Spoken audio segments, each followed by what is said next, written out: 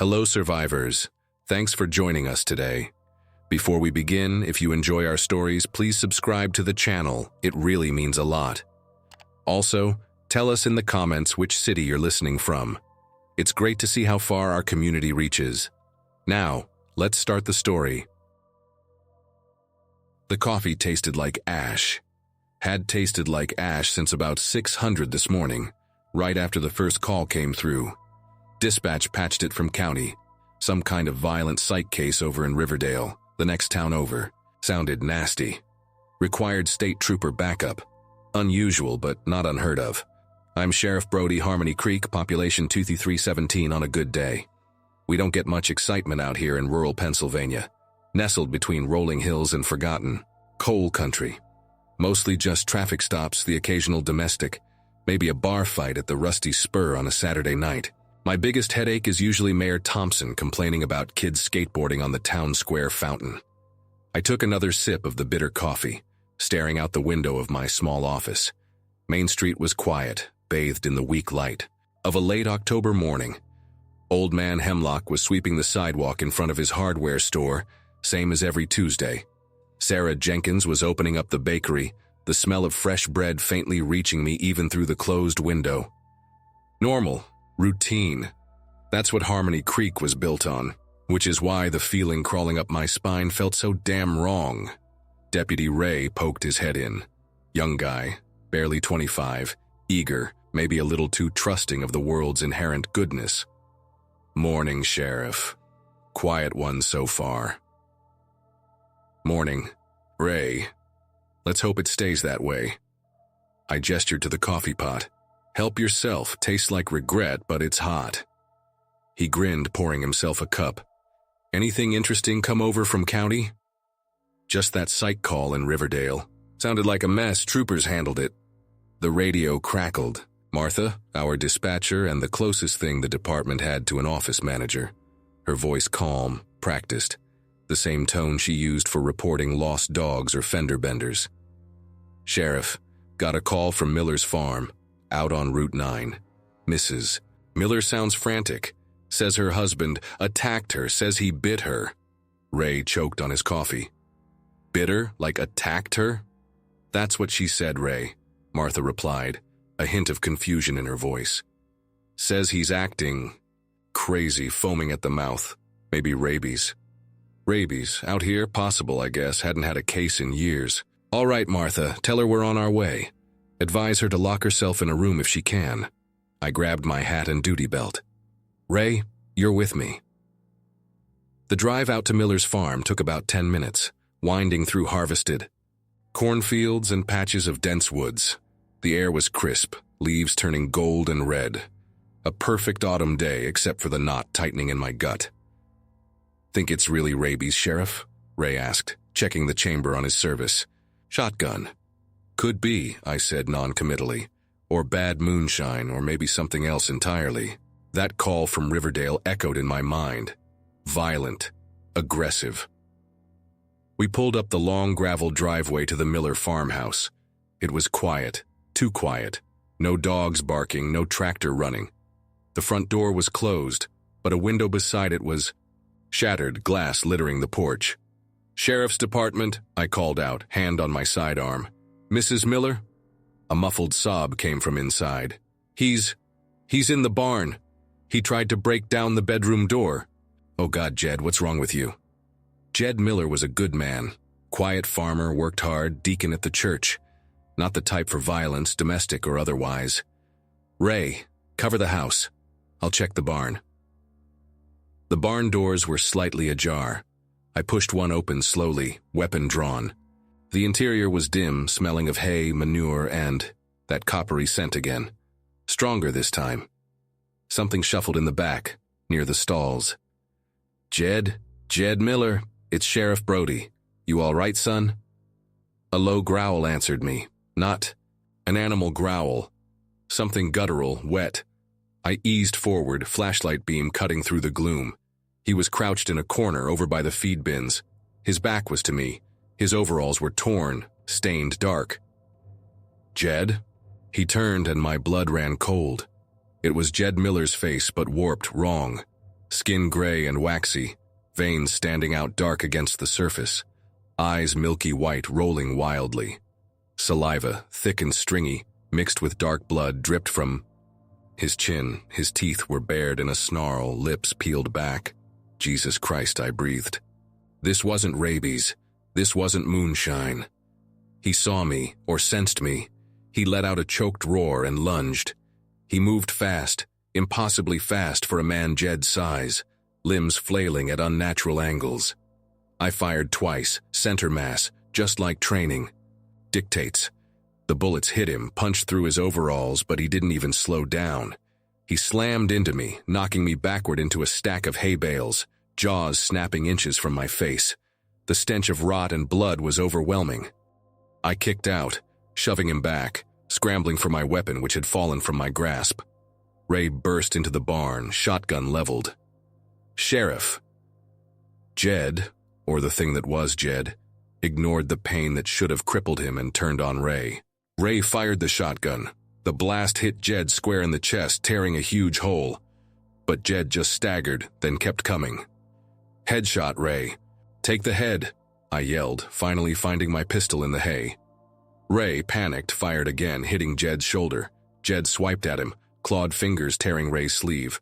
I lined up my shot, ignoring the shaking in my hands, and fired. The bullet hit Jed just below the ear. His head snapped back and he collapsed like a sack of stones, finally still. Silence descended, broken only by our ragged breathing and the distant, oblivious chirping of crickets. Ray stared down at the body, then at his torn sleeve, his face. What the hell was that? I don't know, Ray, I said, getting to my feet, heart pounding. But I don't think it was Jed Miller anymore.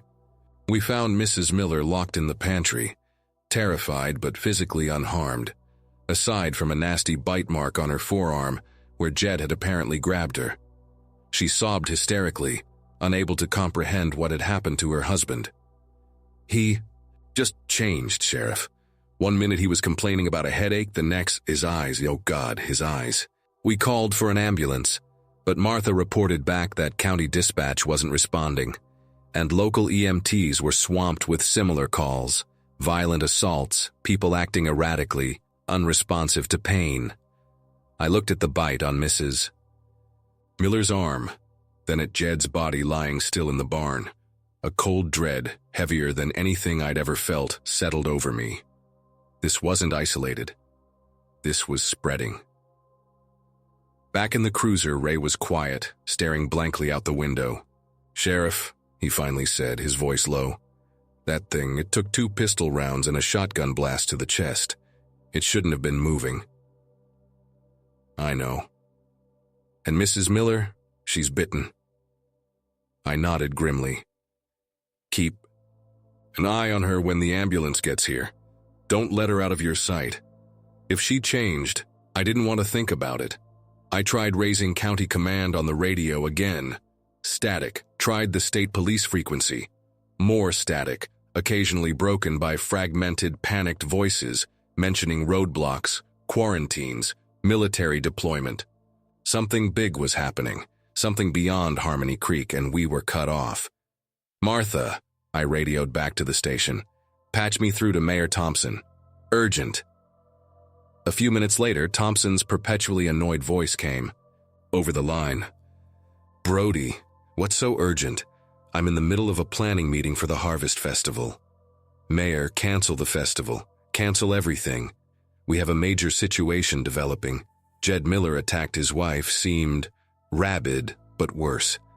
Took multiple shots to put down, including a headshot. We're getting reports of similar incidents countywide, maybe statewide. Communications are failing. I think we need to lock down the town. There was a pause. Then Thompson chuckled, a dry, dismissive sound. Lock down the town? Brody, have you been drinking? Jed Miller probably had a stroke, maybe got into some bad chemicals. And you shot him? There'll be hell to pay for that, Sheriff. As for the other calls, it's probably this flu everyone's talking about, making people delirious. Don't go starting a panic over nothing. Handle it quietly, keep it under control. Mayor, listen to me, I insisted, trying to keep the desperation out of my voice. This isn't the flu. This is something else. People are attacking each other, biting them, it's spreading. We need to close the roads into town, set up checkpoints, warn people to stay inside." "Absolutely not," Thompson snapped. "You'll cause mass hysteria. People rely on Harmony Creek for supplies, business. We're not shutting down because Jed Miller went off his rocker and you got trigger happy. Now you deal with the Miller situation, file your report, and keep things calm. That's an order, Sheriff." The line went dead. I slammed the radio, hand set back into its cradle, fury mixing with cold fear. He wouldn't listen, he couldn't see it or didn't want to. Keep it calm. Handle it quietly. While the world outside was apparently ending. "He doesn't believe you," Ray said quietly, watching me. "No, Ray, he doesn't."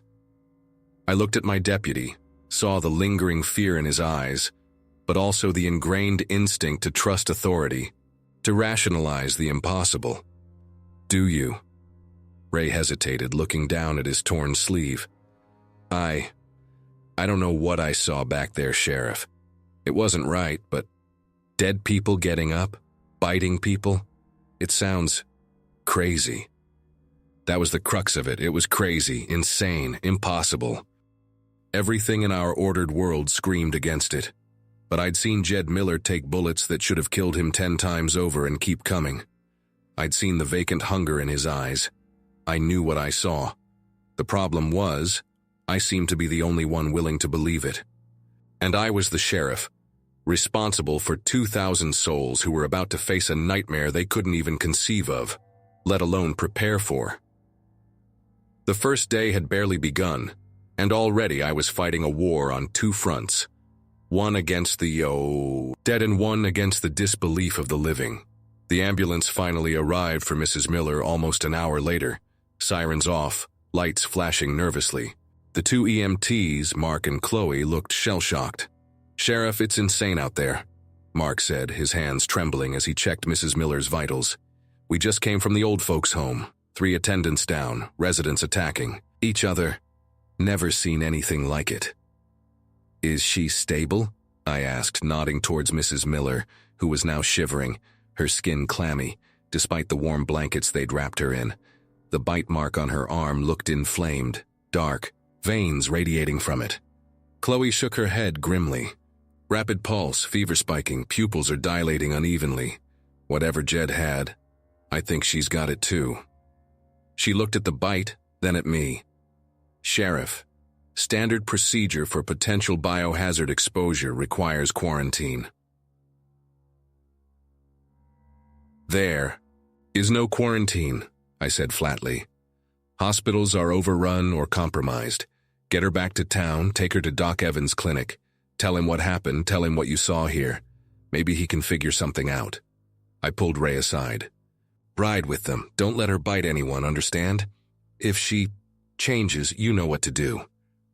Ray swallowed hard, but nodded, his earlier skepticism replaced by grim resolve. He climbed into the back of the ambulance with Mrs. Miller, shotgun across his lap. As the ambulance pulled away, I looked back at the farmhouse, at the barn where Jed Miller's impossible body still lay. This was just the beginning. I spent the next hour on the radio, trying every channel. County sheriff, state police, emergency management, even National Guard frequencies I wasn't supposed to have access to, mostly static. Fragmented reports confirmed the situation was deteriorating rapidly across the state, maybe the country. Quarantines failing, military units overwhelmed, cities falling silent. Harmony Creek felt like an island, cut off, waiting for the tide to come in. Martha radioed from the station. "Sheriff, calls are flooding in now, people seeing things, violent neighbors. A report of someone eating a dog down by the river." Her voice, usually so steady, was shaking. "Mayor Thompson called again. Wants you back here. Says you're inciting panic with your radio chatter." "Damn the mayor, Martha," I snapped. "Listen to me. Lock down the station, barricade the doors and windows. Don't let anyone in you don't know personally and trust completely. Activate the emergency generator if the power goes. Got it?" "Yes, Sheriff, but..." What do I tell people who call? Tell them to stay inside, lock their doors, and pray. That's all we can do right now. I clicked off before she could reply, the feeling of helplessness a lead weight in my gut. I needed to get back to town, organize some kind of defense, try to convince people of the danger before it was literally chewing on their doorsteps. I drove back slowly, scanning the roadsides, the woods, every shadow. The normalcy was terrifying now. Birds sang, the sun shone, but the underlying current of wrongness was undeniable. As I neared the edge of town, I saw Old Man Hemlock's hardware store. The door was shattered, lights off inside. Hemlock lay sprawled on the sidewalk out front, his trusty broom beside him. His throat had been torn out. Standing over him, chewing, was Sarah Jenkins from the bakery. Her apron was soaked in blood, her eyes milky white, her jaw working rhythmically. My Glock was in my hand before I consciously registered drawing it.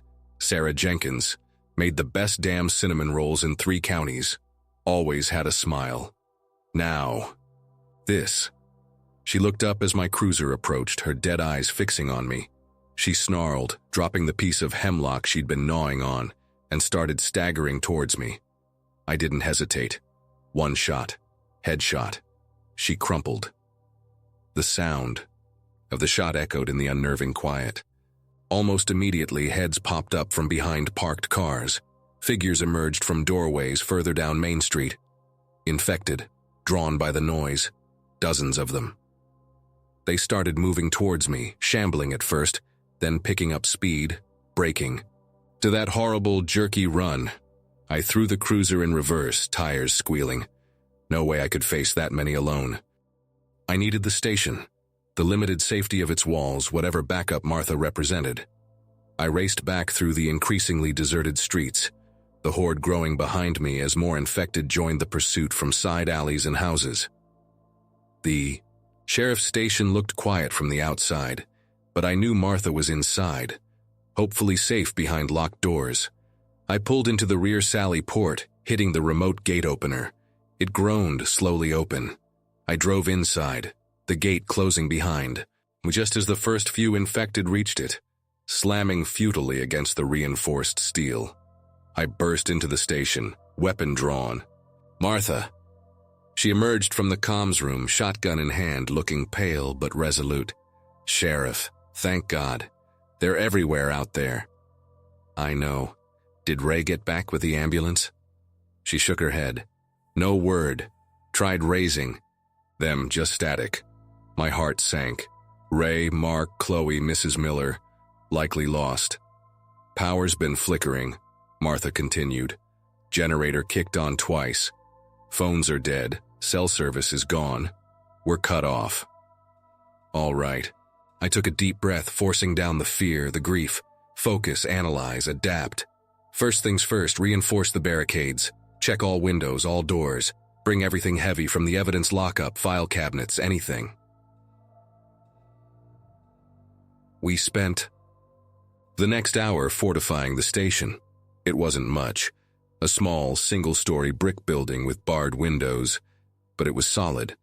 We dragged desks, lockers, heavy evidence boxes, piling them against the doors and lower windows. The sounds from outside grew louder, moans, snarls, the relentless thudding of bodies against the walls.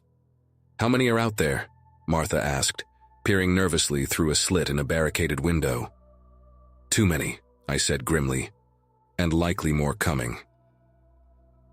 We found the emergency supply closet, couple of first aid kits, flashlights, batteries, half a dozen MREs, and crucially, the station's emergency arsenal. 2 more pump-action shotguns, an old M16 rifle left over from some military surplus deal years ago, and several boxes of ammo. Not a lot, but better than fists and harsh language. We need a plan, Sheriff, Martha said, loading one of the shotguns with practiced ease. I'd forgotten her late husband had been a state trooper. Plan is simple. We hold this building. We protect ourselves. We wait for an opportunity. Opportunity for what? To survive, I said. Maybe find other survivors. Maybe even take back the town eventually. It sounded hollow, even to me. The thudding outside intensified. A window on the far side of the building shattered despite the bars. Growls and snarls echoed from the hallway beyond the main office. "They're inside," Martha whispered, raising her shotgun. We took positions back to back in the center of the main office, weapons covering the two main entry points. The shuffling sounds grew closer. Figures appeared in both doorways simultaneously. Infected. Some in civilian clothes, some wearing Harmony Creek Sheriff's Department uniforms. My deputies. Henderson, Clark, Peterson. The day shift guys who hadn't believed the early reports, who'd probably been caught completely off guard. Their faces were blank slates of hunger, their eyes reflecting the emergency lights like chips of ruby. They paused in the doorways, heads cocked, listening, smelling. Then as one, they charged. There were maybe 8 of them, 4 from each direction. Not an overwhelming number, but in the confined space of the office, it was terrifying. Martha opened fire with the shotgun, the blast echoing like thunder, dropping the first one through the main doorway. I engaged the group coming from the evidence lockup hallway with the M16, switching to single shots, aiming for heads. Clark went down. Peterson stumbled, took another round, collapsed. The others kept coming, crawling over their fallen comrades. One, a woman I vaguely recognized from the town diner, lunged past Martha's second shot, clawing at her shotgun. Martha screamed, shoving it away, firing again at point-blank range. The infected woman's head exploded. 2 more were on me. I dropped one with a headshot, but the other, Henderson, my senior deputy, a man I'd shared countless coffees and boring patrol, shifts with, slammed into me, knocking the rifle from my hands. We crashed onto the floor, his fetid breath hot on my face, jaws snapping, teeth stained with God knows what. His strength was inhuman. I struggled beneath him, trying to keep those snapping teeth away from my throat. His dead eyes stared into mine, devoid of recognition, filled only with primal hunger. I managed to get a hand free, fumbling for the Glock on my hip. My fingers closed around the grip just as his teeth grazed my cheek. I jammed the barrel under his chin and pulled the trigger. The shot was deafening. Henderson's head snapped back, and his body went limp, collapsing on top of me. I shoved the corpse off, gasping for air, the smell of gunpowder and rot filling my nostrils. Martha had dispatched the last one coming through the main door. Silence fell again, broken only by our harsh breathing and the relentless moaning from outside the station walls. The office floor was slick with blood and gore. 4 of my own deputies lay among the dead. We did it, Martha stammered, reloading her shotgun with trembling hands. For now, I said, retrieving the M16. I checked my ammo. 1 magazine left for the rifle, 2 for the Glock. Martha had maybe a dozen shotgun shells. We were burning, through ammo fast. I looked around the wrecked office at the bodies of my former colleagues. The cost of disbelief. If the mayor had listened, if we'd locked down the town hours ago, maybe some of them would still be alive. Maybe Jed Miller wouldn't have turned. Maybe Mrs. Miller, Ray, Mark, Chloe wouldn't be gone. The weight of command settled on me, heavy and cold. Ava was gone, the chief was gone. It was just me, Martha, and whatever hell waited outside. A new sound reached us, faint at first, then growing louder. Engines, multiple vehicles approaching. The station, not the infected, something organized. Military? Martha whispered, hope flickering in her eyes. I moved cautiously to a barricaded window, peering through a gap. 2 National Guard Humvees and a troop transport truck were pulling up out front. Soldiers deploying, taking positions, weapons raised. But they weren't aiming at the few remaining infected stumbling around the street. They were aiming at the station. At us. A loudspeaker crackled to life on one of the Humvees. This is Sergeant Miller, Pennsylvania National Guard. Occupants of the Harmony Creek Sheriff's Station, identify yourselves. Miller? Could it be related to the farmer or just coincidence? This is Sheriff Brody, I shouted back through the broken window. We have secured the station. We need assistance. We have wounded. Negative, Sheriff, the voice boomed back, cold and impersonal. Harmony Creek is designated a containment zone under emergency martial law protocol. You are ordered to surrender your weapons and exit the building with your hands raised. Failure to comply will be met with lethal force. Surrender? Containment. Zone, lethal force? I looked at Martha, saw the same disbelief and dawning horror reflected in her eyes. They weren't here to help. They were here to ensure nothing got out. Living or dead? They're gonna kill us, Martha breathed, clutching her shotgun tighter. They think we're infected, I realized. Or potential carriers. They're not taking chances. The soldiers were advancing, forming a perimeter around the station, rifles leveled. We were trapped again, caught between the dead we'd fought off and the living soldiers ordered to eliminate any potential threat. Sheriff, Sergeant Miller's voice again. You have 60 seconds to comply. 60 seconds to decide. Fight the soldiers, impossible odds. Surrender? Likely a death sentence, maybe quicker, maybe slower in some quarantine camp if we were lucky. Try to reason with them? They weren't listening. They had their orders. My eyes fell on the evidence lockup. Strong room, reinforced steel door. Maybe? Martha, I said quickly. The evidence vault. Can we barricade ourselves in there? She followed my gaze, understanding dawning. It's solid steel, designed to withstand explosions. But there's no ventilation, no water. It'll buy us time, I said. Time to think. Time for them to maybe realize we're not the enemy.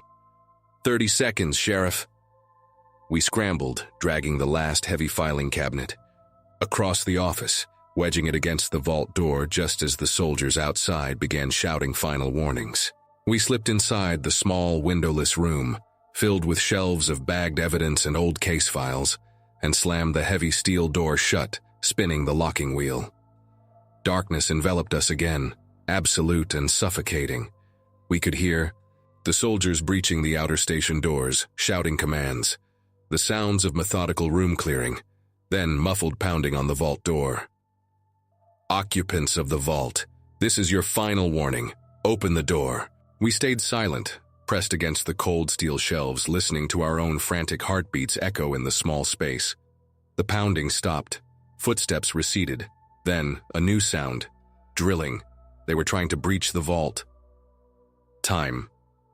How? Much time did we have? Hours? Minutes? And what waited for us when they got through? A bullet or something worse? The first day of the outbreak wasn't over yet, and it seemed determined to kill us one way or another. Trapped in the dark, listening to the screech of metal on metal, I finally understood the true horror. It wasn't just the dead we had to fear. It was the living, too. And nobody, absolutely nobody, was coming to save us. We were utterly, terrifyingly alone. The drilling noise was agonizingly slow, punctuated by shouts from the soldiers outside. They were taking their time, methodical, probably following some protocol for breaching a potential biohazard zone. Inside the vault, the air grew thick, stale. The darkness was absolute, save for the weak beam of my dying flashlight, which I used sparingly. How long do you think we got? Martha whispered after what felt like an hour, though the clock on my dead phone offered no reference. Hard to say, I replied, trying to keep my voice steady. That's a reinforced steel door, meant to withstand serious force, could take them hours, or minutes if they had the right equipment. We need to think, an alternative. Alternative to what? Getting shot when they open the door? Maybe, I conceded. Or maybe we can convince them we're not infected. I thought back to the calls, the state of the town. They know the station was breached. They probably assume anyone left inside is compromised. So what? We wave a white flag? Shout, "We're friendly"? Martha scoffed, though fear laced her sarcasm. We need proof. I shone the flashlight beam around the cramped vault. Shelves overflowed with evidence bags. Confiscated drugs from years ago. Weapons from old cases, boxes labeled with dates stretching back decades. Then my light landed on something in the corner. The old station radio mainframe. Bulky, ancient, probably hadn't been used since they upgraded the comm system 5 years ago, but it had its own dedicated battery backup, and crucially, a hardline connection to the county emergency network, bypassing the main broadcast towers that were likely down or overloaded. "Martha, you know how to work this thing?" She peered at the dusty console. "The old analog system. Haven't touched it in years, but maybe if the backup battery still holds a charge." She set her shotgun aside and began flipping switches, checking connections. Dust motes danced in the flashlight beam. Outside, the drilling continued, a relentless grinding sound that set my teeth on edge. After several tense minutes, a low hum emanated from the radio console, and a few indicator lights flickered green. "Got power," Martha breathed, a small spark of hope in her eyes. Now finding a clear frequency. She worked the dials, static hissing and popping. We heard fragments of transmissions, military chatter, panicked civilian calls cutting in and out, automated emergency alerts. It was a cacophony of a world falling apart. "Try the old county sheriff band," I suggested. "Maybe someone's still monitoring it." More static, then a voice, faint but clear. "Repeat. Does anyone copy? This is Deputy Miller, Monroe County Sheriff's Department seeking assistance trapped at..." "Static. Station overrun." Monroe County. That was 60 miles east. The infection was widespread, but it was a voice, a potentially friendly voice. "Monroe County, this is Sheriff Brody, Harmony Creek Station. Do you copy?" I spoke, clearly into the old microphone, praying the signal would reach. A burst of static then. "Harmony Creek? Brody? Jesus, man, we thought you were dark. What's your status?" "Station compromised, barricaded in the evidence vault. National Guard units outside treating us as hostile, attempting to breach. We are not infected. Repeat, we are not infected. Can you verify?" Another long pause, filled only by the sound of the drilling outside our vault door, seemingly getting louder, closer. "Hold on, Brody. Running your call sign. Okay, records show your station reported hostile contacts early this morning, then went silent. Guard units were deployed under Protocol 7. Full containment, no extraction. Orders are to sterilize the zone." Sterilize, a cold euphemism for massacre. "Listen, Miller, or whoever this is. We are alive and uninfected in here. 2 souls. Me and my dispatcher. We fought off the hostiles that breached the station. The guard has us mistaken for them." "Can you prove it?" the voice asked, skeptical but listening. "Proof? How do you prove you're not a zombie? Over a crackling radio? What proof do you need? Ask me anything. My badge number is 714. My mother's maiden name is Bishop. My first arrest was..." "Hold on, Sheriff," the voice interrupted. "Standard verification won't work. They're reporting changes. Infected mimicking behavior, retaining some memory." My blood ran cold. Miller. Guard Miller sitting in that office, humming Vivaldi. They could learn. They could pretend. The cow. Drilling stopped abruptly. Shouted commands echoed from just outside the vault door. They were through, or about to be. "No time," I yelled into the mic. "They're coming through the door. You have to tell them. Verify our status. Abort Protocol 7. "Brody, Static drowned out the rest. The line went dead. Heavy. Impact slammed against the vault door. Not drilling now, but brute force. They were using a battering ram. The heavy steel door buckled inward slightly with each hit. Martha grabbed her shotgun again, her face pale but determined. "Looks like this is it, Sheriff." I raised the M16, checking the magazine one last time. Maybe 5 rounds left. My Glock was nearly empty too. Not enough. Not against soldiers with automatic weapons and orders to sterilize. The door groaned, hinges screaming in protest. Another hit, and a crack appeared near the locking mechanism. Daylight, or rather the harsh glare of military floodlights, sliced through the darkness. "Hands up, get on the ground!" A voice roared through the crack. We didn't move, weapons still raised, backs against the evidence shelves. This was it, a final futile stand. The door burst open. Soldiers in full tactical gear poured in, weapons leveled, laser sights dancing across our chests. I braced for the impact of bullets. "Hold your fire!" A new voice cut through the tension. Sergeant Miller, the National Guard NCO from outside, pushed through his men, holding up a hand. He looked us up and down, his eyes lingering on our uninfected faces, our clear eyes, our terrified but undeniably human expressions. He lowered his rifle slightly. "County Dispatch just raised us," he said, his voice tight. Relayed a message. "Confirmation of 2 non-hostile survivors within the vault. Protocol 7 temporarily suspended for this location, pending visual confirmation." He kept his rifle trained on us, but the immediate threat seemed to recede slightly. "You, Sheriff? Brody?" I nodded slowly, lowering my own weapon fractionally. "That's right, Sergeant. This is my dispatcher, Martha." He assessed us for another long moment. "All right, lower your weapons, slowly." We complied, the relief so intense I felt dizzy. We had made it. Someone had listened. Someone had believed us. The soldiers secured us, checking us for bites or scratches with detached professionalism before escorting us out of the ravaged station and into the chaotic light of day. The sun was high overhead now, nearing noon. It felt like years had passed since sunrise. The street outside was littered, with bodies both infected and soldier, a grim testament to the battle that had raged while we were trapped. "What happens now?" I asked Sergeant Miller as they loaded us into the back of a troop transport. "We're pulling back," he said grimly. "Establishing a hard quarantine, perimeter miles out. Trying to contain this thing to the eastern counties." He wouldn't meet my eyes. "Orders are to evacuate essential personnel only. Anyone else?" He didn't finish. "What about the town?" Martha asked, her voice trembling. "The people still hiding?" Sergeant Miller just shook his head slowly. "Consider Harmony Creek a total loss. We can't risk the infection spreading further." "I'm sorry."